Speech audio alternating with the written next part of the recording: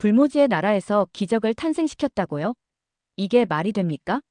믿기 어려운 이야기지만 한국은 단 50년 만에 황폐한 민둥산을 푸르른 숲으로 바꾸어 놓았습니다. 과거 국제사회는 한국의 산림 복원 가능성을 철저히 부정했습니다.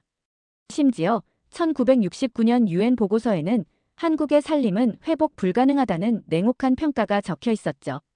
하지만 그 불가능을 가능으로 바꾼 것이 바로 한국이었습니다. 전쟁의 상처와 가난 속에서도 포기하지 않은 국가적 결단과 국민의 땀방울이 만들어낸 결과. 누군가의 눈에는 허무맹랑한 신화처럼 보일지 모르겠지만 오늘날 전 세계가 이 초록빛 기적을 배우고 있습니다.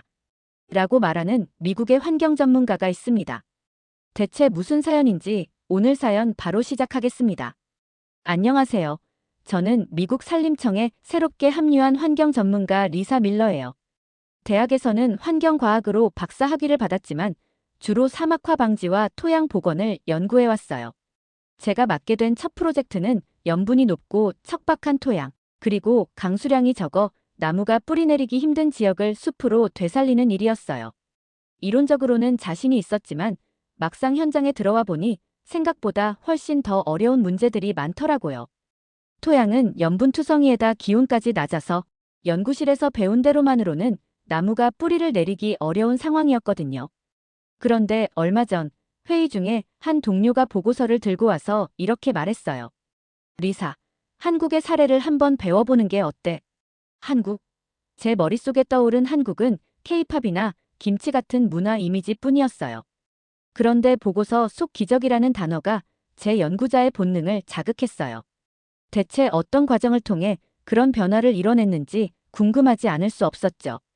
한국은 환경보건과는 큰 연관이 없는 나라라고 생각했지만 이 보고서는 제 기존 인식을 송두리째 흔들어 놓았습니다.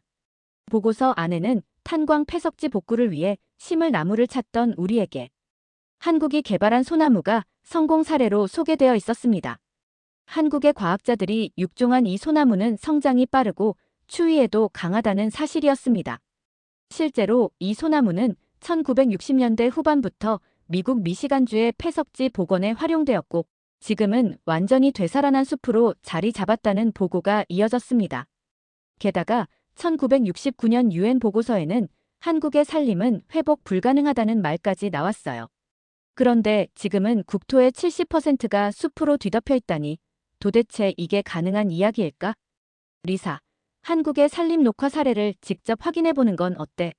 우리에게도 희망이 될 수 있을지도 몰라.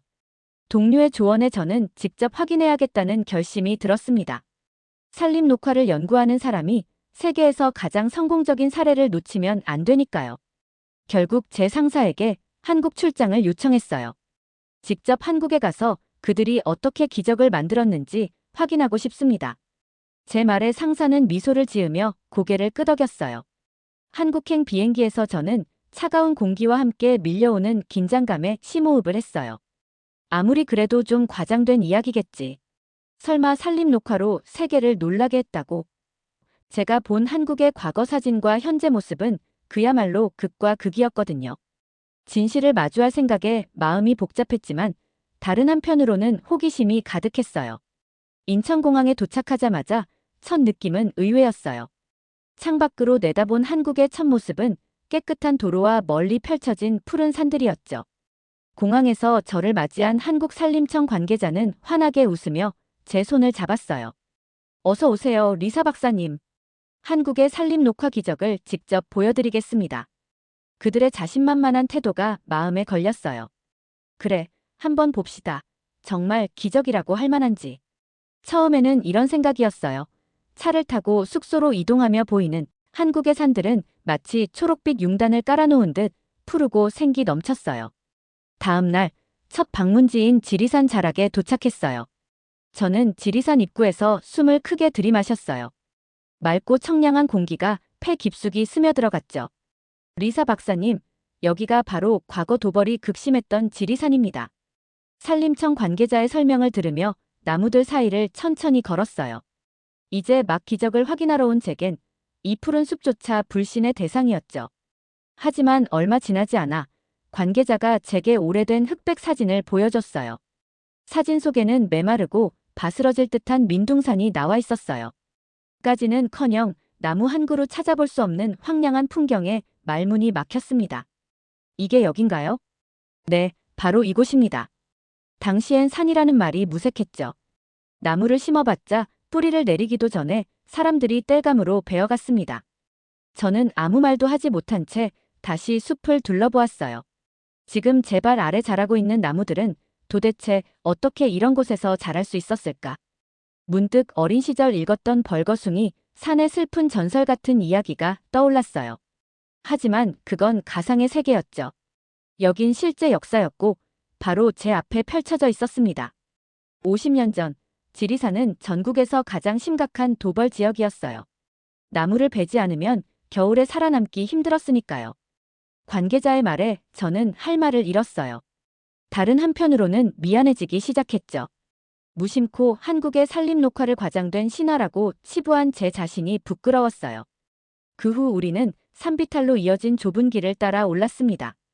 한국의 산림 문제는 전쟁과 가난이 맞물려 생긴 비극이었습니다. 일제강점기 시절엔 일본이 자원을 약탈했고 한국전쟁 이후엔 사람들이 땔감으로 산을 벗겨냈죠. 그 결과 비가 조금만 와도 흙이 씻겨내려가 홍수와 가뭄이 끊이지 않았습니다. 관계자의 설명을 듣고 나니 당시 한국은 생존 그 자체였다는 생각이 들었어요. 당장의 겨울을 견디기 위해 베어낸 나무는 결국 또 다른 재앙을 불렀겠죠. 관계자는 헛헛한 웃음을 지으며 덧붙였어요. 당시에는 나무 한 그루를 심으면 봄이 지나기 전에 사라졌다고 했어요. 사람들의 난로와 아궁이로 들어갔으니까요. 심고 베고 심고 베고 끝없는 반복이었습니다. 지리산 꼭대기까지 오르니 눈앞에 펼쳐진 풍경은 말 그대로 초록빛 바다였어요. 아래로 보이는 나무들이 파도처럼 일렁이는 듯 보였습니다. 저는 어딘가에 털썩 주저앉아 이곳이 걸어온 시간을 생각했어요. 도대체 어떻게 이런 기적이 가능했죠? 제 질문에 관계자는 웃으며 답했어요. 여기엔 한 사람의 의지가 아니라 국가의 결단과 국민의 땀이 있었어요. 하지만 그건 나중에 더 자세히 알려드릴게요. 그 순간 제 머릿속엔 국가의 결단이라는 말이 꽂혔습니다. 과연 한 국가가 얼마나 강력한 결단을 내려야 이런 기적을 만들어낼 수 있었을까요? 관계자는 다시 지리산의 흑백 사진을 펼쳤어요. 사진 아래에는 1960년대 지리산이라고 적혀 있었죠. 저는 반사적으로 제 핸드폰을 꺼내 그곳의 현재 모습을 사진에 담았어요. 흑백 사진과 제 핸드폰 속 녹색 풍경을 번갈아 보며 믿기 힘든 현실에 한숨이 나왔습니다. 이건 그냥 나무 심기가 아니었구나. 그제야 저는 깨달았어요. 한국의 산림녹화는 단순히 나무를 심은 일이 아니라 이곳에 사는 사람들의 운명을 바꾼 역사적 전쟁이었다는 것을요. 그날 저녁 숙소로 돌아와 저는 하루 동안 본 풍경들을 다시 곱씹었어요. 지리산의 푸른 숲과 사진 속 민둥산이 머릿속에서 겹쳐지며 마음이 묘하게 흔들렸죠. 그동안 저는 환경 회복에 대해서 너무 쉽게 생각했던 것 같아요. 나무를 심는 건 기술로 해결할 수 있다고 믿었거든요. 다음 날 저는 산림청 관계자와 함께 서울로 향했어요. 이번엔 그 시절의 산림녹화 정책을 배우기 위해 관련 기록들이 보관된 산림청 자료실을 방문하기로 했습니다. 차 안에서 관계자는 조심스럽게 입을 열었어요. 리사 박사님, 한국의 산림녹화는 단순한 환경 복구가 아니었어요. 당시 박정희 대통령은 나무 심기를 국가 생존의 문제로 보았죠. 민둥산을 방치하면 나라는 결국 무너질 거라 생각했습니다. 국가 생존요? 저는 눈썹을 살짝 찌푸리며 되물었어요. 전쟁과 가난 속에서 산림 문제에 국가가 그렇게까지 신경 쓸 수 있었을까 싶었거든요. 하지만 관계자는 고개를 끄덕이며 말을 이었습니다. 1960년대 한국은 매년 반복되는 홍수와 가뭄에 시달렸습니다. 민둥산에서 흙이 쓸려 내려가니 비만 오면 전답이 매몰되고 강은 말라붙었죠. 그로 인해 식량난은 더 심해졌고 사람들은 나무를 베어 겨우 겨울을 견뎠습니다. 산림청 자료실에 도착하자 오래된 서류들과 사진이 가득한 공간이 저를 맞이했습니다. 책장에는 누렇게 빛바랜 문서들이 차곡차곡 정리되어 있었어요. 산림청 직원이 꺼낸 자료 더미에서 박정희 대통령의 강력한 결단이 담긴 문서들을 발견했습니다. 그중 하나의 문장이 제 시선을 사로잡았어요. 우리 산이 푸르게 변할 때까지 나는 유럽 땅을 밟지 않겠다. 이 말이 무엇을 의미하는지 깨닫자 가슴이 철렁 내려앉았습니다. 단순한 환경 복구를 넘어 국가의 미래를 건 약속이었던 거예요. 대통령이 직접 이렇게까지 말한 건 정말 놀라운 일이네요. 제 말에 직원은 고개를 끄덕였어요. 서독 방문이 결정적이었죠. 당시 박 대통령은 2차 세계대전 이후 서독이 짧은 시간 안에 경제를 부흥시키고 울창한 숲을 재건한 모습을 보고 충격을 받았다고 해요. 우리도 할 수 있다는 결심을 그때 굳혔다고 합니다. 저는 곧바로 서독 방문 후 대통령이 발표한 연료림 단기 조성 사업 문서를 펼쳐보았어요. 그 내용은 명확했습니다. 나무를 심고 가꾸어 연료림을 만들어야 생계형 도벌을 막을 수 있다는 거였죠. 그런데 여기서 흥미로운 인물이 등장했습니다. 리사 박사님, 혹시 현신규 박사를 아시나요? 현신규요? 처음 듣는데요. 직원은 자신있게 말했습니다. 현신규 박사님은 한국 최초의 이막 박사였어요. 그분은 한국의 황폐한 산림을 되살리기 위해 리기테다 소나무를 개발한 인물입니다. 리기테다 소나무. 그 이름을 다시 듣자 제 머릿속에 미시간주의 탄광 폐석지가 떠올랐습니다. 바로 그곳을 되살리고 있는 나무가 한국에서 개발된 거였어요. 현신규 박사가 이룬 업적을 들으며 저는 놀라움을 감출 수 없었습니다. 추운 날씨에도 자라고 빠르게 성장하는 소나무라니 기가 막힌 발상이네요. 직원은 또 다른 이야기를 들려주었어요. 이 나무는 단순히 한국의 산림 녹화를 위한 것이 아니었어요. 1962년 미국 정부는 한국에 대한 경제 원조를 중단하려 했습니다. 그때 상원의원 알렉산더 와일리가 보고서를 제출했어요. 리기테다 소나무가 한국에서 개발되어 미국 미시간주의 폐석지를 되살리고 있다. 한국의 원조는 결코 헛되지 않았다고 말이죠. 결국 이 나무가 원조 삭감을 막아냈군요. 맞습니다. 한국의 산림 녹화는 단순히 나무를 심는 게 아니라 국가를 살리는 일이었으니까요. 저는 문서 더미를 한 장 한 장 넘기며 산림 녹화 사업이 얼마나 철저하게 계획되었는지 확인했습니다. 나무를 심을 지역의 토양 조사부터 나무가 활착했는지 일일이 검사하는 매목 검사까지. 심지어 나무가 제대로 자라지 않으면 현장에서 직접 재심사를 한다는 기록도 나왔어요. 하나의 나무를 심는데 이 정도의 정성을 쏟았다니. 저도 모르게 감탄이 흘러나왔습니다. 나무 한 그루 한 그루를 마치 아이를 키우듯 정성을 다했다는 게 느껴졌어요. 직원이 마무리하며 덧붙였어요. 산림 녹화는 단순히 나무를 심는 일이 아니라 국민 전체가 미래를 위해 움직인 역사였습니다. 이 과정에서 기술과 정책, 그리고 국민적 의지가 결합된 거죠. 그날 밤 숙소로 돌아온 저는 노트북을 열고 방금 본 문서들과 기록들을 정리했어요. 서류에 적힌 숫자와 단어들은 무겁게 제 가슴에 남아 있었습니다. 나무를 심었다. 그래서 산이 살아났다. 산이 살아나니 국가도 살아났다. 그 간단한 진리가 얼마나 어려운 것인지 한국의 역사는 증명하고 있었어요. 다음 일정으로 산림청 관계자와 함께 박정희 시대 산림 녹화의 현장을 대표하는 지역으로 향했어요. 이미 서류로 확인한 내용만으로도 놀라웠지만 서류는 단지 기록일 뿐이었죠. 저는 직접 사람들을 만나 그 기적의 시작점을 보고 싶었습니다. 리사 박사님, 오늘 가는 곳은 전국적으로 연료림을 심기 시작한 곳 중 하나입니다. 그때는 생계형 도벌이 심각해서 나무 심기는 실로 전쟁 같은 일이었죠. 관계자의 말에 저는 의아해 물었어요. 왜 그렇게까지 심각했죠? 나무를 심으면 베지 않으면 되는 거 아닌가요? 그게 말처럼 쉬운 일이 아니었어요. 관계자는 설명을 이어갔어요. 박정희 대통령이 산림 녹화 정책을 내놓았을 당시 한국은 연탄 보급 전환기에 있었어요. 한국 사람들은 당장 밥을 짓고 겨울을 나야 했으니까요. 그 시절엔 나무 한 그루가 연료였고 생명이었어요. 연료림 조성 사업은 단순히 나무를 심는 게 아니라 국민들에게 연탄이라는 대체 연료를 제공하면서 동시에 나무를 지키기 위한 계획이었어요. 나무를 땔감으로 쓰지 마라. 대신 연탄을 쓰게 해주겠다. 이 논리가 무너졌다면 나무 심기는 결코 성공할 수 없었을 겁니다. 첫 방문지는 강원도에 위치한 작은 마을 근처의 숲이었어요. 과거 연료림 사업이 성공적으로 이루어진 곳이었죠. 마을의 노인이 저를 반기며 말했어요. 아이고, 외국에서 이런 산을 보러 오셨다니 참 세상 좋아졌구먼요. 그분은 곧바로 그 시절 이야기를 풀어놓기 시작했습니다. 당시 마을 사람들은 산에 나무를 심으라는 정부의 지시에 처음엔 반발했다고 했어요. 이유는 단 하나, 당장의 생존이었으니까요. 그때는 나무를 심어봤자 뭘 하나. 심어놓으면 우리가 다시 베어다 땔감으로 써야 했어요. 겨울이 얼마나 추운데. 하지만 박정희 정부는 이를 예상이라도 한 듯 전국의 연탄 보급 체계를 동시에 구축했습니다. 특히 태백선과 정선선 같은 철도가 완공되면서 석탄이 산지에서 도시와 마을로 빠르게 수송되었죠. 연탄을 처음 받아봤을 때요. 그거야말로 신세계였죠. 장작대듯 땀 흘리지 않아도 따뜻해졌으니까요. 그 노인의 표정에는 그 시절의 감격이 그대로 남아있었어요.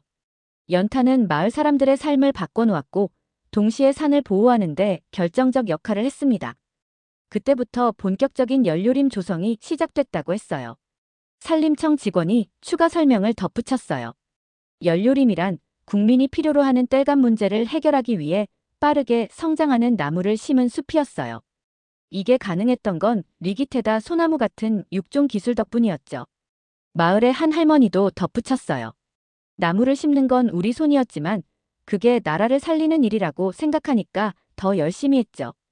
젊은 애들도 학교에서 나무 심기 숙제가 있었으니까요. 학교에서 나무를 심는 일이 숙제라니. 그 말을 들으니 당시 정부가 얼마나 체계적으로 나무 심기를 추진했는지 알 수 있었어요. 그날 오후 저는 산림청 자료실에서 가져온 또 다른 문서를 읽었습니다. 거기에는 이런 글이 적혀 있었어요. 조림은 곧 애국이다. 나무를 심고 가꾸는 일이 국가를 위한 일이라는 메시지가 곳곳에 새겨져 있었어요. 심지어 박정희 대통령은 산림청을 내무부 소속으로 옮겨 전국의 경찰과 행정력을 동원해 산림 녹화를 추진했다고 합니다. 정부는 산 하나하나를 확인했어요. 정말 심었느냐, 정말 자라고 있느냐를 일일이 점검했죠. 그 기록들을 보며 저는 어쩐지 가슴이 뜨거워졌습니다. 단순히 나무를 심고 끝나는 게 아니라 나무가 제대로 뿌리 내리고 자랄 때까지 끝까지 책임졌던 그들의 노력이 느껴졌어요. 다음 날 아침, 저는 한국 산림 녹화의 숨은 영웅이라 불리는 현신규 박사의 발자취를 따라 경기도 수원으로 향했어요. 산림청 관계자는 차 안에서 그에 대한 이야기를 계속 이어나갔습니다. 현신규 박사님, 그분이 없었다면 한국의 산림 녹화는 불가능했을지도 몰라요. 그 정도로 중요한 인물이었나요? 그렇습니다. 당시 한국은 황폐한 산림 때문에 급하게 나무를 심어야 했지만 문제는 나무가 제대로 자라지 못했다는 겁니다. 산은 척박했고 기후는 혹독했어요. 그래서 현신규 박사님은 생장이 빠르면서도 추위를 이겨낼 수 있는 새로운 나무를 개발해야 했죠. 차에서 내리자마자 저는 수원에 있는 작은 연구소로 안내받았습니다. 이곳은 현신규 박사가 연구에 몰두했던 장소 중 하나였죠. 연구소 한쪽 벽면에는 그가 연구하던 기록들과 당시의 사진들이 걸려 있었어요. 사진 속 한 남자가 실험용 나무를 들고 웃고 있었어요. 그는 검은 뿔테 안경을 쓴 작은 체구의 남자였지만 그의 미소에서는 강한 신념이 느껴졌습니다. 직원이 제게 작은 사진 한 장을 내밀었어요. 이게 바로 리기테다 소나무입니다. 보세요. 왼쪽은 평범한 소나무고 오른쪽은 리기테다 소나무예요. 두 나무는 같은 시기에 심었지만 차이가 확연하죠? 사진을 보니 차이는 눈에 띄었어요. 평범한 소나무는 가느다랗고 작았지만 리기테다 소나무는 굵고 우람하게 자라 있었습니다. 놀랍네요. 어떻게 이런 나무를 만들었죠? 직원은 연구 과정을 설명하기 시작했습니다. 리기테다 소나무는 추위에 강한 소나무와 생장이 빠른 테다 소나무를 교배해 만든 잡종 소나무예요. 현신규 박사님은 산림의 급속한 회복을 위해 나무가 빨리 자라면서도 척박한 땅에서도 견딜 수 있어야 한다고 생각했습니다. 그 과정에서 박사는 끊임없는 실패와 도전을 거듭했다고 했어요. 연구실이 부족해 논밭에 직접 나무를 심고 관찰하며 여러 차례의 교배와 실험을 반복했습니다. 당시 박사님은 이런 말씀을 자주 하셨대요. 부자 나라일수록 숲이 울창하다. 한국이 잘 살기 위해선 반드시 나무를 심어야 한다. 저는 이 말을 곱씹으며 고개를 끄덕였어요. 산림 녹화가 단순히 환경 보호가 아니라 국가 발전의 초석이었던 셈이죠. 연구소를 나와 근처 숲으로 이동했습니다. 관계자가 가리키는 곳에는 울창하게 자란 리기테다 소나무가 하늘 높이 솟아 있었어요. 여기 보이는 소나무들이 모두 리기테다 소나무입니다. 심은 지 50년이 조금 넘었죠. 어때요? 대단하죠? 저는 나무의 밑둥에 손을 대보았습니다. 거대한 기둥은 마치 수십 년간의 고난과 도전을 모두 품고 있는 것 같았어요. 이 나무들이 이렇게 크게 자랐구나. 갑자기 제 마음속에 벅찬 감정이 밀려왔습니다. 한국의 과학자와 국민들이 함께 이뤄낸 이 결과가 바로 제 눈앞에 있었어요. 이제는 알 것 같았어요. 왜 이 작은 나라가 그렇게 열정적으로 나무를 심었는지, 왜 기적이라 불리는지. 과학이 기적을 만든다. 그것이 한국이 보여준 진정한 산림 녹화의 힘이었어요. 그리고 그 기적을 만든 현신규 박사와 같은 숨은 영웅들이 없었다면 지금의 한국은 없었을지도 모르죠. 제가 마주한 리기테다 소나무의 숲은 감탄을 넘어 경외감을 불러일으켰어요. 하지만 저는 잘 알고 있었죠. 아무리 과학이 훌륭한 씨앗을 만들었다 해도 그것을 땅에 심고 가꾸는 건 사람들의 손이라는 걸요. 그날 저는 그 씨앗을 심은 사람들, 말하자면 이름 없는 영웅들을 만나러 가기로 했습니다. 산림청 관계자가 안내한 곳은 경상북도의 작은 마을이었어요. 이곳은 한때 나무를 심기 위해 수백 명이 땀을 흘리던 곳 중 하나라고 했습니다. 차에서 내리자마자 제 눈앞에 펼쳐진 풍경은 한적하고 평화로웠어요. 하지만 과거 이곳은 민둥산이었고 사람들은 굶주림에 허덕이며 나무를 심어야만 했다고 했습니다. 당시엔 나무를 심으면 돈을 줬어요. 그것도 미국 원조물자인 밀가루였죠. 관계자의 설명에 저는 순간 귀를 의심했어요. 잠깐, 밀가루를요? 나무를 심는 대가로요? 네. 나무 심기 사업 초기에 정부는 하루 일당 대신 밀가루를 나눠주면서 사람들을 독려했죠. 그런데 그게 단순히 일당이 아니었어요. 그때는 밀가루 한 포대가 그야말로 생명줄이었으니까요. 나무를 심어야 먹고 살았다는 거군요. 저는 다시금 한국의 과거가 얼마나 혹독했는지 깨달았어요. 마을회관에 도착하니 나이가 지긋한 노인들이 저를 반겨주었습니다. 그들의 얼굴에는 깊게 패인 주름이 있었지만 눈빛만큼은 여전히 빛나고 있었어요. 한 할아버지가 저를 보며 웃었어요. 외국에서 뭐하러 여기까지 왔대? 저는 한국의 산림 녹화 이야기를 배우러 왔습니다. 그 기적을 직접 확인하고 싶어서요. 그 말에 할아버지의 눈이 반짝 빛났어요. 허허, 기적? 기적이라니. 나무 심은 것뿐인걸. 그때 우리한테는 별 수 없었어. 할아버지는 마치 아무 일도 아니었다는 듯 말했지만 그의 이야기는 곧 살아있는 역사로 바뀌기 시작했습니다. 그때는 나무 심기가 국가 명령이었어요. 안 하면 잡혀간다는 소문도 돌았지. 하지만 누가 억지로 나무를 심겠어. 심으면 하루 일당으로 밀가루를 받았고 그걸로 하루를 버텼지. 다른 선택이 없었어요. 할머니 한 분이 말을 이었습니다. 산비탈에 나무를 심을 때면 손이 다 터지고 무릎이 까졌어요. 봄이면 산에 올라가 묘목을 심고 여름이면 그 나무에 물을 주러 다녔지. 삽질하고 흙을 덮으면 또 다른 산으로 옮겨가야 했어요. 그렇게 날마다 산꼭대기까지 오르내리며 일했어요. 저는 순간 눈물이 핑 돌았어요. 그들이 말하는 건 단순한 노동이 아니었습니다. 나무 한 그루에 담긴 생존과 희망의 몸부림이었죠. 그런데 나무를 심으면 활착률이 높았나요? 제가 궁금해서 물었더니 한 할아버지가 혀를 차며 말했어요. 그게 문제였지. 심어놓으면 비가 와서 흙이 씻겨 내려가고 나무는 죽었어. 봄에 심은 나무는 가을이 오기 전에 없어지기 일쑤였다고. 그러면서 그는 당시 정부의 조치를 떠올렸습니다. 나무 심은 건 확인했는데 그 나무가 살아있는지도 검사한다고 사람들이 또 산에 올라왔지. 죽은 나무는 다시 심어야 했으니까 말이야. 할아버지는 고개를 젓더니 이렇게 덧붙였습니다. 그때는 솔직히 나무 심는 게 고역이었어. 먹고 살기도 힘든데 왜 산에 나무를 심어야 하냐고 투덜댔지. 근데 지금 이 나무들 보니까 다들 그 고생이 헛되지 않았다는 걸 알겠어. 그의 목소리는 끝내 떨렸고 저 역시 가슴이 뭉클해졌습니다. 그들은 나무를 심으며 내일을 꿈꿀 여유조차 없었던 시대를 살았어요. 하지만 그들이 심은 나무는 수십 년이 지나 이렇게 울창한 숲을 만들어냈고 그 숲은 그들의 자식과 손주들에게 큰 유산이 되어 있었습니다. 이야기를 마친 그들은 저를 이끌고 마을 뒷산으로 향했어요. 그곳은 그들이 직접 심은 나무들이 빽빽하게 들어선 작은 숲이었죠. 저기 저 소나무 보이지? 저걸 내가 심었어. 할아버지가 큰 소나무를 가리키며 자랑스럽게 말했어요.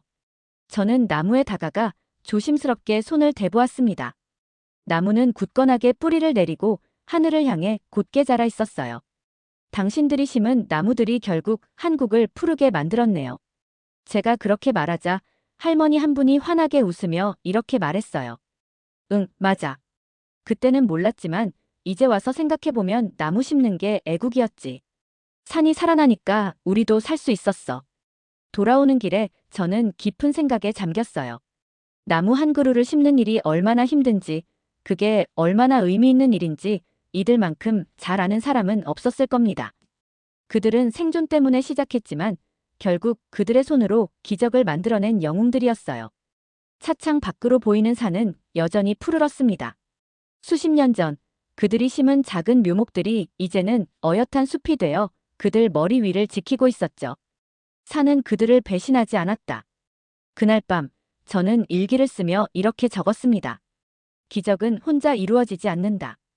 과학이 씨를 뿌리고 사람의 손이 그것을 키운다. 한국은 그걸 해냈다. 마지막 일정은 불가능을 가능으로 만든 한국의 마지막 황무지 영일지구로 향합니다. 이곳은 제가 맡은 프로젝트와 가장 비슷한 조건의 토양 상태였습니다. 경북 영일지구에 도착했을 때 제 첫 인상은 그저 평범한 해안가 근처의 산이었어요. 하지만 산림청 관계자가 그곳을 설명하자 저는 금세 제 시선을 고정하게 되었습니다. 여기가 바로 한국 산림녹화 역사에서 가장 악명 높았던 곳 중 하나인 영일지구입니다. 일제강점기부터 수십 차례 복구를 시도했지만 번번이 실패했던 지역이었죠. 왜 그렇게 어려웠나요? 제 질문에 그는 깊은 한숨을 쉬며 설명을 이어갔습니다. 이곳의 문제는 토양이었어요. 편마음 지대라 불리는 곳으로 바위와 흙이 섞여 있어서 나무가 뿌리를 내릴 수 없었죠. 심어도 비만 오면 흙이 씻겨 내려가 나무들이 모두 죽었어요. 염분까지 섞여 있으니 나무에겐 그야말로 최악의 조건이었죠. 영일지구는 한국으로 들어오는 국제항공 노선의 첫 관문이기도 했어요. 일본의 울창한 숲을 지나 한국 영공에 들어서면 바로 이곳의 벌거벗은 산이 가장 먼저 눈에 들어왔다는 겁니다. 이대로 두면 가난하고 황폐한 나라라는 인상을 심어줄 수밖에 없었겠죠. 관계자는 저를 산기슭까지 안내하며 말했습니다. 박정희 정부는 여기를 반드시 복구해야 한다고 결심했어요. 영일지구를 살려내지 못하면 산림녹화는 실패한 것이다라고까지 했으니까요. 그 결심은 상상을 초월하는 작업으로 이어졌습니다. 복구 불가능이라는 판정을 받은 이곳에 나무를 심기 위해 정부와 기술자들은 기존의 방식을 버리고 새로운 해결책을 찾아야 했죠. 그래서 어떤 방법을 쓴 거죠? 저는 호기심에 가득 차서 물었습니다. 계단식 사방공법입니다. 산비탈을 계단처럼 깎아내리고 그곳에 나무를 심어 토양이 쓸려 내려가는 걸 막았죠. 토양도 부족하니 노늪과 퇴비를 끌어와 하나하나 채워 넣었고요. 직접 그 흔적을 보니 말문이 막혔습니다. 가파른 산비탈에 계단처럼 층층이 정리된 경사면들이 보였어요. 관계자는 고개를 들어 산 꼭대기를 가리켰습니다. 보이세요? 저 위에까지 작업을 했습니다. 사람들은 밧줄에 몸을 묶고 산 꼭대기에서 흙을 퍼나르며 작업했어요. 지금도 그런 작업을 시킨다면 누구도 하려고 하지 않을 겁니다. 그 말을 듣고 저는 숨을 삼켰어요. 밧줄의 의지에 가파른 절벽에 나무를 심었다니 그건 마치 특수부 대원들이나 할 법한 일이었죠. 작업할 때 흙과 퇴비를 옮기기 위해 210만 톤의 흙을 지게로 실어 날랐습니다. 동원된 인원만 해도 연인원 355만 명에 달했죠. 이 숫자에 저는 절로 감탄을 터뜨렸어요. 355만 명이요? 그야말로 대역사였군요. 네. 하지만 여름철 장마가 올 때마다 그 노력이 무너질까봐 모두가 긴장했어요. 한 번 실패하면 다시 처음부터 시작해야 했으니까요. 복구 작업 중에도 나무가 말라 죽는 문제가 끊이지 않았다고 했습니다. 땅은 척박했고 염분은 여전히 높았으니까요. 그래서 작업자들은 물동이를 지고 산을 오르내리며 나무에 물을 주는 작업까지 했습니다. 그날 오후, 우리는 산 정상에 도착했어요. 제 눈앞에 펼쳐진 풍경은 믿을 수 없는 광경이었어요. 계단식으로 나무들이 자라난 숲이 끝없이 이어지고 있었죠. 여기가 바로 그때 불가능이라고 불렸던 땅입니다. 지금은 어떤가요? 그는 자랑스럽게 말했어요. 저는 한동안 말을 잇지 못하고 나무들이 서 있는 모습을 가만히 바라봤습니다. 50년 전 이곳에 나무를 심기 위해 얼마나 많은 사람들이 피땀을 흘렸을지 상상하니 눈물이 날 것 같았어요. 그런데 더 감동적인 이야기가 있었습니다. 관계자는 제게 이곳에서 일했던 한 할아버지를 소개해 주었습니다. 그는 당시 산림복구인부로 일하며 이곳에 나무를 심었던 사람이었죠. 그때는 산에 물 한 통 퍼올리는 것도 죽을 맛이었지. 나무 심는데 손가락이 부러지고 흙 나르느라 허리가 끊어질 것 같았어. 할아버지는 당시를 떠올리며 웃었지만 그 웃음 속에는 피와 땀의 무게가 고스란히 담겨 있었습니다. 하지만 지금 이 숲을 보니까 그 고생이 하나도 아깝지 않아. 저 나무들이 우리가 살아있다는 증거니까. 그의 말을 듣고 저는 할 말을 잃었습니다. 그가 가리킨 나무는 바람에 흔들리며 초록빛으로 빛나고 있었어요. 불가능은 없었다. 단지 더디고 힘들었을 뿐이다. 그날 밤 숙소로 돌아와 창밖을 내다보았어요. 어둠 속에서도 산의 실루엣이 보였죠.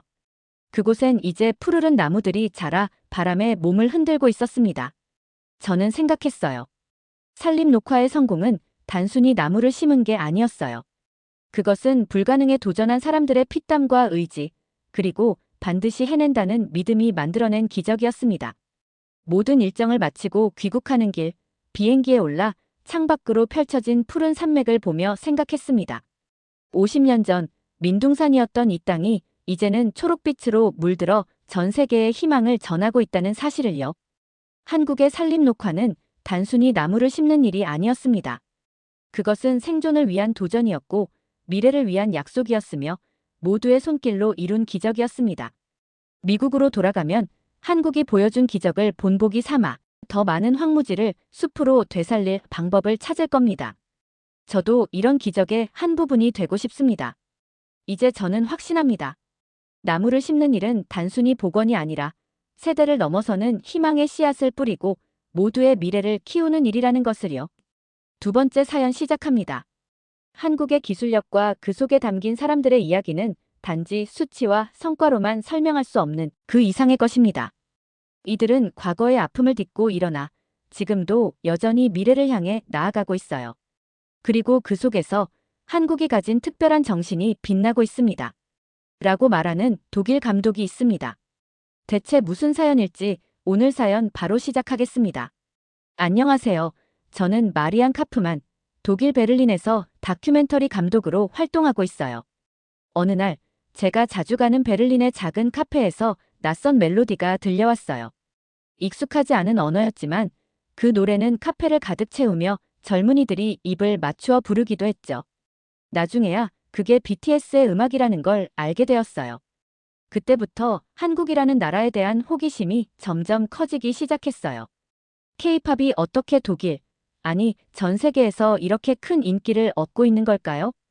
그저 음악뿐 아니라 한국의 드라마, 영화, 음식 문화까지도 모두가 열광하고 있었어요. 저에게 이건 단순한 유행 그 이상으로 보였어요. 무언가 근본적인 이유가 있을 것 같았죠.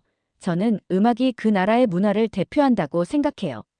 그런데 단지 한국 음악에 열광하는 것만이 아니었어요. 독일의 많은 젊은이들이 한국어를 배우기 시작했고 한국 드라마와 영화가 넷플릭스 상위권에 오르는 것도 더 이상 새로운 일이 아니었죠. 그 모습을 보며 왜 하필 한국일까? 라는 질문이 떠올랐어요. 한국인들에게는 무언가 특별한 것이 있는 걸까요? 그들의 문화가 왜 이토록 세계적으로 매력적으로 느껴지는 걸까요? 이 질문들은 저를 한국으로 이끌었어요. 저는 그 해답을 찾기 위해 한국으로 떠나기로 결심했어요. 사실 제 일은 그런 호기심을 쫓아가는 거예요. 환경학자이자 다큐멘터리 감독으로서 저는 새로운 현상을 직접 보고 기록하며 그 속에 숨겨진 이야기를 찾아내는 일을 해요. 이번에는 한국이었죠. 유럽에서 유행하는 새로운 한류 현상을 그냥 보고 넘길 수는 없었어요. 한국으로 떠나기 전 여러 자료를 찾아보고 한국의 역사와 문화에 대해 공부했어요. 그런데 조사하면 할수록 제 호기심은 더 커지기만 했어요. 한국은 유일한 분단 국가임에도 불구하고 불과 몇십 년 만에 경제 강국으로 도약했어요. 그리고 이제는 문화적으로도 전 세계를 사로잡고 있죠. 제가 찾고 싶은 답은 단순한 표면적인 인기가 아니었어요. 그 아래 숨겨진 진짜 이유, 그 매력을 직접 보고 싶었어요. 한국에 도착하기 전날 밤, 저는 혼자 공항 근처 호텔에 앉아 한국에서의 첫 취재 계획을 다시 정리했어요. 하지만 계획보다는 제 마음속에 가득 찬 기대감과 설렘이 더 컸죠. 한국인들이 가진 그 특별한 무엇이 도대체 뭘까? 그들은 어떤 방식으로 세상을 바라보고 어떻게 삶을 살아가고 있을까? 그 답을 찾기 위해서라면 저 역시 한국이라는 낯선 세계로 직접 들어가야만 했어요. 한국에 도착한 첫날, 저는 인천국제공항에 발을 내디뎠습니다. 공항에 첫 발을 내딛는 순간부터 저는 한국이 가진 독특한 분위기에 압도당했어요. 인천공항은 제가 이전에 방문했던 어느 국제공항과도 달랐습니다. 넓고 현대적인 시설, 모든 것이 깔끔하게 정돈된 모습, 그리고 무엇보다 효율적으로 움직이는 시스템이 인상적이었죠. 처음으로 느낀 것은 여기 사람들은 정말 모든 것을 빠르게 처리하길 좋아하는구나라는 생각이었어요. 하지만 동시에 공항 곳곳에 놓인 전통 문양과 한국적 디자인 요소들은 전통을 중요시하는 그들의 문화를 은근히 드러내고 있었습니다. 공항에서 서울로 가는 길에 저는 창밖을 바라보며 한국의 풍경을 눈에 담았습니다. 멀리 펼쳐진 높은 빌딩들과 그 사이로 보이는 전통적인 건축물들이 묘하게 어우러져 있었습니다. 독일에서는 고풍스러운 전통 건축물들이 현대적인 건축물과 분리된 지역에 위치하는 경우가 많죠. 하지만 서울에서는 두 요소가 마치 자연스럽게 서로의 빈틈을 채워주는 듯한 느낌이 들었습니다. 마치 과거와 현재가 서로를 보완하며 공존하는 도시 같았어요. 그런 모습은 제가 전에 보지 못한 그들만의 특별한 도시 풍경이었어요. 서울에서 며칠 동안 시간을 보내며 저는 북촌 한옥마을을 방문했습니다. 그곳은 정말 시간이 멈춘 듯한 느낌이었어요. 도심 한가운데에 위치한 이곳은 마치 과거의 한국을 그대로 옮겨놓은 듯한 모습이었죠. 작은 골목길을 따라 들어서자 고즈넉한 분위기의 한옥들이 줄지어 서 있었고 그 사이로 고요한 정원이 펼쳐져 있었습니다. 기와 지붕의 곡선, 나무 기둥의 아름다운 패턴, 그리고 한지 창문을 통해 들어오는 은은한 빛이 마치 한옥 속으로 스며들고 있는 듯 했어요. 가이드 투어를 따라 한옥 내부를 구경할 기회가 있었어요. 가이드분께서 한옥의 구조와 역사에 대해 설명해 주셨죠. 한옥의 기와 지붕은 한국의 사계절을 고려해 만들어졌습니다. 겨울에는 온돌 시스템으로 따뜻하게, 여름에는 시원하게 지낼 수 있는 구조입니다. 저는 한옥의 설계가 단순한 건축물이 아니라 한국의 자연과 환경에 대한 깊은 이해와 조화를 반영한 것임을 깨달았어요. 독일에서는 겨울철에 라디에이터로 난방을 하지만 한국에서는 수백 년 전부터 온도를 사용해 바닥을 따뜻하게 하는 지혜를 발전시켰다는 사실이 놀라웠습니다. 한옥마을을 걷다 보니 전통적인 한옥의 창문 너머로 현대적인 서울의 고층 빌딩이 보였어요. 이 두 가지 요소가 이렇게 가까이 맞닿아 있는 모습은 저에게 많은 생각을 하게 만들었습니다. 한국인들은 전통을 소중히 여기면서도 그것을 현대적인 삶과 조화시키는 데에 주저하지 않는 것 같았어요. 이 모습은 마치 한국이 가진 두 가지 얼굴처럼 느껴졌어요. 하나는 전통과 유산을 잊지 않고 지켜가는 얼굴, 다른 하나는 세계와 소통하며 미래로 나아가는 얼굴이죠. 서울에서의 며칠 동안 저는 한국이 어떻게 전통과 현대를 조화롭게 살아가는지 느낄 수 있었습니다. 하지만 그 이면에 있는 한국인들의 공동체 정신이 어떤 모습일지 더 알고 싶었죠. 마침 그 답을 찾을 수 있을 것 같은 곳이 떠올랐습니다. 태안이라는 작은 해안 도시에서 벌어진 기적 같은 일이 있었기 때문입니다. 2007년 태안 앞바다에 대규모 기름 유출 사고가 발생했다고 들었어요. 그 사고는 태안의 해양 생태계를 완전히 파괴할 뻔한 대재앙이었죠. 하지만 그 사건은 한국인들이 어떤 사람들인지 그리고 그들이 가진 공동체 정신이 얼마나 강력한지 보여주는 중요한 사례가 되었다고 했습니다. 태안으로 가는 길은 서울과는 사뭇 다른 풍경이었어요. 고층 빌딩이 아닌 들판과 산들이 펼쳐져 있었고 도시의 바쁜 분위기와는 달리 고요한 시골 풍경이 제 마음을 차분하게 만들어 주었죠. 하지만 도착한 태안의 해변에서 만난 이야기는 결코 고요하지 않았습니다. 이곳 주민들은 그날의 기억을 또렷하게 간직하고 있었어요. 저는 몇몇 주민들과 자원봉사자들을 만나 이야기를 들을 수 있었습니다. 한 자원봉사자였던 김 씨는 그때의 상황을 이렇게 설명했습니다. 기름이 바다를 덮으면서 해안선 전체가 검은 잿빛으로 변해버렸어요. 냄새도 정말 심했죠. 모든 해양 생물들이 위험에 처해 있었어요. 처음엔 도저히 어디서부터 시작해야 할지 알 수 없었죠. 그런데 뉴스에서 기름 유출 소식이 전해지자마자 전국에서 사람들이 몰려들기 시작했어요. 나중에는 몇천 명이 넘는 자원봉사자들이 태안을 찾아왔어요. 그 장면을 상상하면서 저는 소름이 돋았습니다. 수천 명의 사람들이 자발적으로 아무런 대가도 없이 단지 바다를 지키고자 하는 마음으로 이곳에 모였다는 사실이 믿기지 않았어요. 김 씨는 그때의 경험을 떠올리며 눈시울을 붉히기도 했습니다. 사람들이 손으로 기름을 닦아내고 기름에 오염된 돌과 모래를 치우기 위해 하루 종일 일했어요. 심지어 기름이 묻은 옷을 세탁해서 다시 입고 일하던 사람들도 많았죠. 손이 거칠어지고 기름 냄새가 빠지지 않았지만 아무도 불평하지 않았어요. 저는 그의 말을 들으며 그날의 광경이 머릿속에 그려졌습니다. 아이들부터 노인들까지 모두가 함께 모여 바다를 위해 일했던 모습은 한국인들이 가진 깊은 공동체 의식을 보여주는 상징이었어요. 그리고 이 이야기는 단순한 자원봉사의 수준을 넘어선 진정한 마음과 노력의 집합체였다는 생각이 들었죠. 독일에서도 환경재해에 대응하는 자원봉사 활동이 있지만 이렇게 한 나라의 모든 사람들이 자발적으로 하나의 목표를 위해 움직였다는 이야기는 너무나 특별하게 다가왔습니다. 그 당시 태안의 상황은 정말 절망적이었지만 사람들은 단결했고 그 결과 태안의 해변은 서서히 깨끗해졌어요.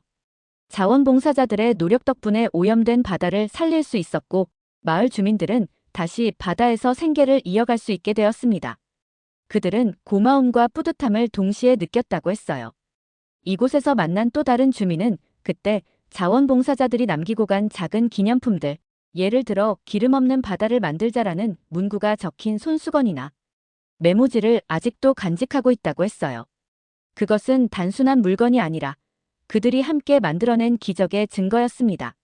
저는 태안의 이야기를 들으면서 한국인들이 위기 속에서 발휘하는 놀라운 단결력과 공동체 정신에 감동했습니다. 그들은 단순히 한 개인이 아니라 함께라면 어떤 어려움도 극복할 수 있다는 믿음을 가지고 있었어요. 그리고 이 믿음은 태안의 바다를 회복시키는 원동력이 되었죠. 한 사람 한 사람의 작은 손길이 모여 큰 변화를 만들어낸다는 것을 이곳에서 저는 다시 한번 깨달았습니다. 저는 태안에서 만난 이 이야기를 제 카메라에 담으며 그들의 목소리와 마음을 기록했습니다. 마치 그곳의 바람과 파도가 제게 속삭이는 듯 했어요. 우리는 혼자가 아닙니다. 함께할 때 우리는 더 강해집니다. 태안에서의 경험은 저에게 한국인들이 가진 또 다른 강력한 힘을 보여주었고 그 힘은 한국이 단순한 문화 강국을 넘어서 진정한 의미에서의 강한 나라로 자리매김하게 하는 원천이라는 생각이 들었습니다. 태안에서의 감동적인 경험을 뒤로하고 다시 서울로 돌아온 저는 이번엔 한국 사회를 떠받치는 또 다른 중요한 요소를 탐구하기로 결심했어요. 바로 교육이었죠. 한국의 교육열에 대한 이야기는 독일에서도 여러 차례 들었지만 그것을 직접 경험해보고 싶었습니다. 그래서 서울에 위치한 한 고등학교에 방문하기로 했어요. 그곳에서 저는 한국의 젊은 세대가 가진 열정과 그들이 꿈꾸는 미래를 가까이서 살펴볼 수 있었습니다. 학교에 도착한 날은 이른 아침이었어요. 아직 해가 완전히 뜨지 않은 시간인데도 학생들은 이미 학교에 모여 있었습니다. 저는 처음엔 좀 놀랐어요. 독일에서는 학생들이 이렇게 이른 시간에 학교에 와서 공부하는 모습을 보기가 어렵거든요. 저는 선생님의 안내를 받아 교실 몇 곳을 돌아보았습니다. 수업 중에 학생들이 얼마나 집중하는지, 얼마나 열정적으로 질문을 하는지 직접 볼 수 있었어요. 한 수업에서는 선생님이 설명을 마치자마자 학생들이 손을 들고 질문을 쏟아내더군요. 그 모습은 정말 인상적이었습니다. 독일에서도 토론과 질문은 중요하게 여겨지지만 이곳에서는 질문 하나하나에 학생들의 간절함이 묻어나고 있었어요. 수업이 끝나고 쉬는 시간이 되자 저는 한 학생과 대화를 나누는 기회를 가졌습니다. 그는 고3 학생으로 대학 입시를 앞두고 있었어요. 짧은 시간이었지만 그의 하루 일과를 듣는 것만으로도 한국의 교육 환경이 얼마나 치열한지 느낄 수 있었습니다. 아침 6시에 일어나 학교에 와서 저녁 10시까지 학원을 다녀요. 그리고 집에 돌아가서도 자정까지는 공부를 해야 해요. 그의 말은 평범하게 들렸지만 그 속에 담긴 무게는 결코 가볍지 않았어요. 하루 18시간 이상을 공부에 쏟아붓는다는 사실이 놀라웠습니다. 그에게 공부는 단순히 시험을 위한 것이 아니라 자신이 원하는 대학에 가기 위한, 그리고 그 이후 더 나은 삶을 위한 필수적인 과정이었죠. 저는 그 학생에게 이렇게 물어보았습니다. 이렇게 힘든데 포기하고 싶은 적은 없었나요? 그러자 그는 웃으며 이렇게 대답했습니다. 가끔 포기하고 싶을 때도 있지만 저는 부모님을 보면 다시 마음을 다잡아요. 그분들이 저에게 해주신 것들을 생각하면 저도 최선을 다해야 한다는 생각이 들어요. 그리고 제 꿈을 이루고 싶으니까요. 그의 대답을 들으면서 저는 한국의 교육열이 단순히 학생 개인의 문제가 아니라 가족과 사회 전체의 기대와 연결되어 있다는 것을 느꼈어요. 교장 선생님도 이러한 교육 열풍에 대해 설명해 주셨어요. 한국에서는 교육이 계층 이동의 중요한 수단입니다. 교육을 통해 더 나은 기회를 얻고 자신의 꿈을 이룰 수 있다고 생각하죠. 물론 그 과정에서 많은 학생들이 스트레스를 받기도 하지만 이 열정이 한국 사회를 발전시키는 큰 원동력이 된다고 생각합니다. 그 말 속에는 한국의 교육이 가진 빛과 그림자가 모두 담겨 있었습니다. 학교를 떠나며 저는 많은 생각이 들었어요. 독일에서는 청소년들이 자신의 흥미와 적성을 발견하는 데 많은 시간을 할애하지만 한국의 청소년들은 상대적으로 어린 나이부터 치열한 경쟁 속에서 목표를 설정하고 그것을 이루기 위해 달려가고 있었죠. 독일과 한국 두 나라의 교육 방식은 확연히 다르지만 한국의 교육 환경 속에서 느껴지는 긴장감과 열정은 그들의 사회적 특성과 강한 의지를 잘 보여주고 있었어요. 그날의 경험은 저에게 한국 사회가 가진 또 다른 면모를 깨닫게 해주었어요. 한국인들의 끈기와 열정은 단지 위기 상황에서 발휘되는 것이 아니라 그들의 일상 속에서도 깊이 스며들어 있었던 거죠. 그리고 그 끈기는 단순히 개인적인 성취를 넘어서 가족과 사회 전체의 발전을 위한 것이기도 했습니다. 저는 한국이 겪어낸 또 다른 큰 위기, 바로 코로나 팬데믹에 대해 깊이 알아보고 싶었어요. 독일에서도 한국의 초기 방역 대응이 성공적이었다는 소식을 자주 들었고, 특히 한국인들이 보여준 신속한 협력과 대처가 많은 관심을 끌었죠. 한국은 코로나 팬데믹 초기부터 매우 빠르고 체계적인 대응을 보여줬습니다. 이때 사용된 드라이브 스루 검사소와 같은 혁신적인 검사 방법은 한국에서 시작되어 전 세계에 큰 영향을 미쳤죠. 검사 방식이 빠르게 도입되었고 확진자의 이동 경로와 접촉자 추적이 투명하게 이루어졌어요. 당시 저는 독일에서 이 소식을 접하며 왜 한국에서는 이런 대응이 가능했을까? 라는 의문을 가졌던 기억이 납니다. 이번 방문에서는 그 답을 조금 더 구체적으로 찾아보고자 했어요. 제가 만난 한 정부 관계자는 팬데믹 당시 한국의 방역 전략에 대해 이렇게 설명했습니다. 팬데믹 초기에 우리는 매일 국민들에게 새로운 정보를 투명하게 공개했습니다. 확진자 수, 주요 감염 경로, 검사, 진행 상황 등을 세세하게 알림으로써 국민들이 불필요한 공포에 빠지지 않도록 노력했죠. 그리고 국민들도 이런 정보에 기반해 신속하게 협조해 주었습니다. 그는 정부와 국민 간의 신뢰가 방역의 성공에 핵심적인 역할을 했다고 말했어요. 한국에서의 생활 중 저는 당시의 상황을 기억하는 사람들과 이야기를 나눌 기회가 있었습니다. 한 카페에서 만난 중년의 여성은 그 시기를 이렇게 회상했습니다. 그때는 모두가 불안했지만 우리가 힘을 합치면 이겨낼 수 있다는 믿음이 있었어요. 마스크 착용과 거리 두기는 우리 모두가 해야 할 일이었죠. 밖에 나가면 정말 거의 모든 사람들이 마스크를 쓰고 있었고 서로를 배려하는 마음이 컸어요. 그 덕분에 우리는 다른 나라들보다 빠르게 일상을 회복할 수 있었던 것 같아요.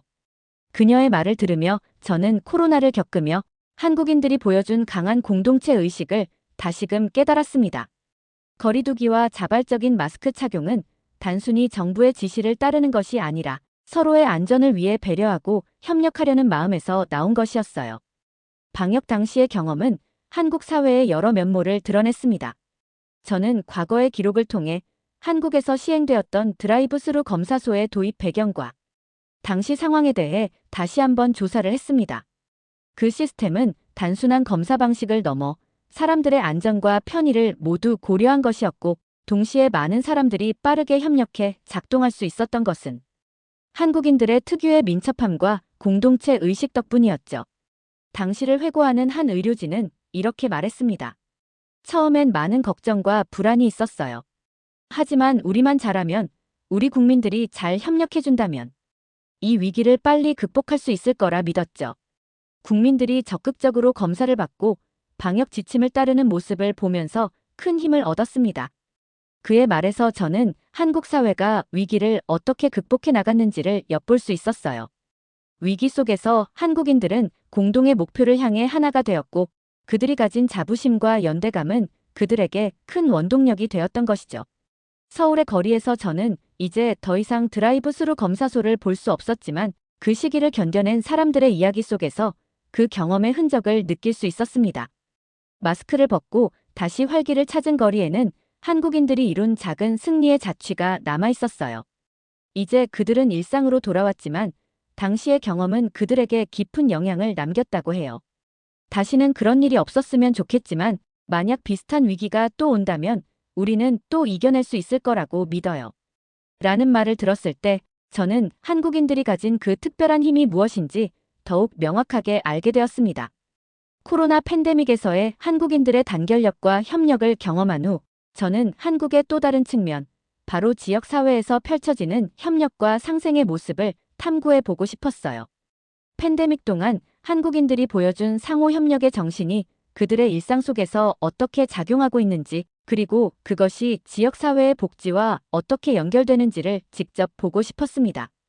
그래서 서울을 떠나 한국의 한 지방 중소도시로 향했습니다. 한국의 중소도시 진천으로 향하는 버스에서 창밖을 내다보니 도시의 고층 빌딩과는 다른 소박한 풍경들이 펼쳐졌습니다. 논과 밭이 넓게 펼쳐져 있었고, 작은 마을들이 모여 이루어진 지역사회는 자연과 더불어 살아가고 있었습니다. 하지만 이러한 지역사회 역시 노령화와 인구 감소로 어려움을 겪고 있다는 이야기를 들었어요. 진천에 도착한 첫날, 저는 마을 커뮤니티 센터를 방문했습니다. 이곳은 주민들이 자발적으로 운영하며 다양한 프로그램을 제공하는 장소였어요. 센터에서 만난 한 어르신은 제가 이곳에 관심을 가진 이유를 묻자 이렇게 대답했어요. 여기는 우리 집 같아요. 우리가 서로 도우며 살아가는 게 당연하죠. 혼자 사는 노인들도 많고 다들 힘들지만 함께하면 견딜 수 있거든요. 그의 말은 깊은 울림을 주었어요. 독일에서는 정부 주도의 복지 시스템이 일반적이지만 한국에서는 이처럼 지역 주민들이 자발적으로 협력해 공동체를 유지해 나가는 모습이 아주 새로웠습니다. 커뮤니티 센터 안에는 손뜨개 교실도 운영 중이었어요. 어르신들이 모여 함께 털실을 뜨며 이야기를 나누고 있었는데, 그곳에서 나는 웃음소리가 마을을 가득 채우고 있었습니다. 이곳에서 만든 손뜨개 작품들은 마을 행사에서 판매되거나 지역 아동들을 위해 무료로 제공된다고 했어요. 제가 한 할머니에게 왜 이 활동을 하느냐고 묻자 그녀는 눈을 반짝이며 이렇게 말했어요. 우리는 서로 힘이 되어야 해요. 내가 조금 더 힘이 있을 때 다른 사람들을 도와야 나중에 나도 도움을 받을 수 있잖아요. 저는 그들의 이야기를 들으며 한국의 지역사회가 가진 힘을 새삼 깨달았습니다. 주민들 스스로가 지역사회의 복지를 위해 자발적으로 나서고 그것이 자연스럽게 일상 속에 녹아들어 있는 모습은 한국 사회의 진정한 강점 중 하나라는 생각이 들었어요. 이는 독일과는 다른 방식의 복지였고, 한편으로는 더 인간적이고 따뜻하게 느껴졌습니다. 이 마을에서는 또한 청년들과 어르신들이 함께 협력하는 프로젝트들도 진행 중이었어요. 청년들이 어르신들에게 스마트폰 사용법을 가르쳐주는 프로그램이 있었는데, 이는 어르신들이 더 쉽게 가족들과 소통할 수 있도록 돕는 것이었어요. 코로나 이후 대면 소통이 어려워진 상황에서 이러한 디지털 격차를 해소하려는 노력이 돋보였습니다. 청년들은 어르신들에게 최신 기술을 가르치고 어르신들은 자신들의 삶의 지혜를 청년들에게 나누어주며 서로에게 도움이 되는 관계를 만들어가고 있었습니다. 진천에서 느낀 지역사회의 따뜻한 협력과 연대감은 제게 큰 울림을 주었습니다. 한국인들이 일상 속에서 어떻게 서로를 돕고 함께 살아가는지를 보면서 그들의 공동체 정신이 한국 사회의 강력한 원동력이라는 생각이 들었죠.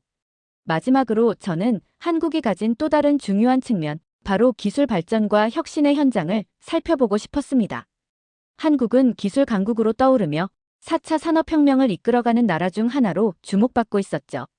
그리고 그 미래가 어디를 향해 가고 있는지 궁금했습니다. 서울로 돌아온 저는 먼저 대한민국의 실리콘밸리로 불리는 판교를 방문했습니다. 판교는 한국의 첨단 기술 기업들이 밀집해 있는 도시로 마치 미래도시 같은 느낌을 주는 곳이었어요. 스마트폰 하나로 모든 것을 해결할 수 있는 디지털 서비스, 사무실 곳곳에서 진행되는 스타트업들의 혁신적인 프로젝트들을 보면서 한국이 왜 기술 강국으로 주목받고 있는지를 실감할 수 있었습니다. 저는 한 스타트업의 대표를 만나 이야기를 나누었습니다. 그들은 인공지능 AI 기반의 의료 기술을 개발하고 있었는데 그 기술은 고령화 사회에서 의료 인력이 부족한 문제를 해결하는 데 큰 기여를 할 수 있는 것이었어요. 대표는 열정 가득한 표정으로 설명했습니다. 한국은 기술 발전에 매우 빠르게 적응하는 나라예요. 우리가 개발한 기술이 상용화되기까지의 시간이 다른 나라보다 훨씬 짧아요. 여기에서는 도전과 실패를 두려워하지 않고 빨리 시도하고 개선해 나가는 문화가 자리 잡고 있습니다. 그의 말에서 저는 한국이 가진 기술 발전의 속도와 그 속에 담긴 강한 의지를 느꼈습니다. 이후 저는 서울 곳곳에서 접할 수 있는 다양한 스마트 기술들을 체험해 보았습니다. 한강 주변의 스마트 공원에서는 다양한 편의 시설들이 눈에 띄었어요. 공원 곳곳에 설치된 스마트 가로등은 사람들의 움직임을 감지해 밝기를 조절하고 스마트 쓰레기통은 자동으로 쓰레기 양을 파악해 관리되었습니다.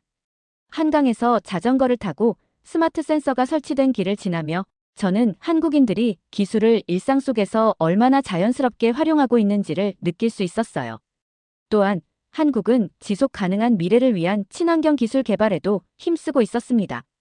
저는 서울 외곽에 위치한 한 친환경 스타트업을 방문해 이들이 개발한 태양광 패널과 에너지 저장 시스템에 대해 들을 수 있었습니다. 이들은 도시의 공공건물과 주택에 태양광 발전 시스템을 도입해 전력을 자급자족할 수 있는 마을을 꿈꾸고 있었어요. 그날 밤, 저는 서울의 야경을 바라보며 깊은 생각에 잠겼습니다. 화려하게 빛나는 도시의 불빛 속에서 한국의 과거와 미래가 겹쳐 보였어요. 전쟁의 폐허에서 시작해 산업화를 이루었고, 이제는 첨단 기술과 함께 미래를 향해 나아가는 모습은 마치 한국이 써내려온 긴 이야기의 한 챕터처럼 느껴졌습니다. 그리고 그 속에는 한국인들이 가진 빠른 적응력, 끈기, 그리고 더 나은 내일을 향한 열망이 담겨 있었어요. 한국은 항상 위기를 기회로 바꿔왔고 그 과정에서 끈기와 단결력을 발휘해왔어요. 지금의 도전도 마찬가지일 거라고 생각했습니다. 그들은 새로운 기술을 통해 더 나은 사회를 만들기 위해 노력하고 있었고 그 중심에는 사람을 향한 따뜻한 배려가 자리 잡고 있었습니다. 서울에서의 마지막 밤, 저는 이곳에서 보고 느낀 모든 것을 카메라에 담아내고 싶다는 강한 열망을 느꼈습니다. 한국의 기술력과 그 속에 담긴 사람들의 이야기는 단지 수치와 성과로만 설명할 수 없는 그 이상의 것이었어요. 이들은 과거의 아픔을 딛고 일어나 지금도 여전히 미래를 향해 나아가고 있었습니다. 그리고 그 속에서 한국이 가진 특별한 정신이 빛나고 있었죠. 이제 저는 다시 독일로 돌아갈 시간이 다가왔지만 마음속에는 한국에서 경험한 모든 순간들이 깊이 새겨져 있었습니다. 한국의 전통과 현대, 사람들의 협력과 상생, 그리고 그들이 만들어가고 있는 미래는 단지 저의 다큐멘터리 작업을 위한 재료가 아니라 저 자신에게도 커다란 영감이 되었습니다. 앞으로 한국이 써내려갈 새로운 이야기가 기대되었고 그 이야기를 계속 지켜보고 싶은 마음이 가득합니다. 오늘 사연이 재미있으셨다면 구독과 좋아요, 알림 설정까지 부탁드립니다. 더 재미있는 사연으로 돌아오겠습니다. 이상 감동탐험이었습니다.